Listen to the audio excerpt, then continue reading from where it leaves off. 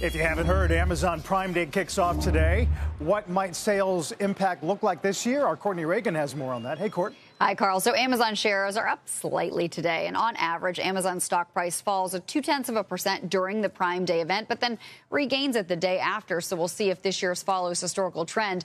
Insider intelligence does estimate that Amazon's Prime Day sales will increase 10% over last year, totaling more than $8 billion in the U.S. That's about 3 times more than 5 years ago. Worldwide, Amazon sales could be nearly $13 billion for the event. And like previous years, retailers like Target and Walmart, they're offering competing sales on or around Amazon's Prime event.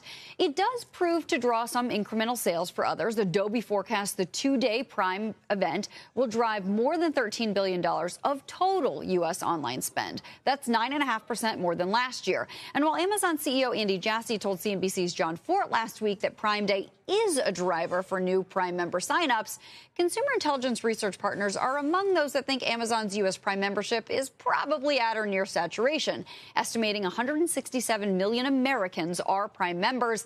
That's down slightly from 170 million a year ago. It's troubling with kind of the high inflation, with the high interest rate environment. And I think when you can come up with a day that brings so much value to Prime members, it's a great day. Last year, Prime members saved over $1.7 billion just on Prime Day alone, and we're expecting to even exceed that this year.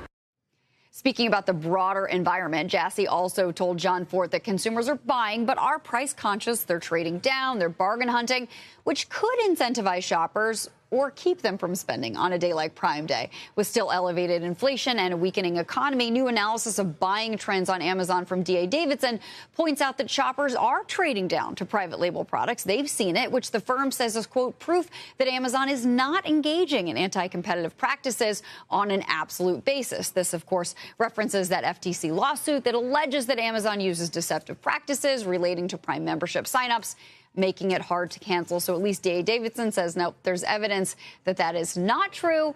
We will see what happens with the buying trends on this Prime Day, Carl. We're just hours in. It's 48 hours in 24 countries. We've got a lot of shopping still left to go.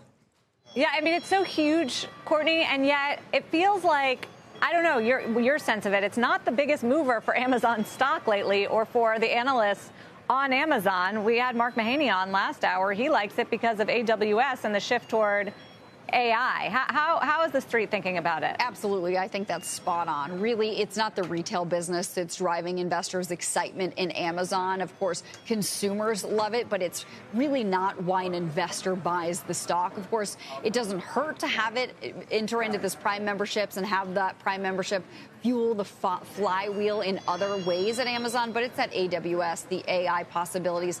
That's really where the value is for investors in the stock. And as we mentioned there at the top, usually these Prime Day events don't move the needle very much for the stock, although important generally from a gross merchandise value for this quarter every year. All right, Courtney, thank you. Thanks for breaking it down. Courtney Reagan.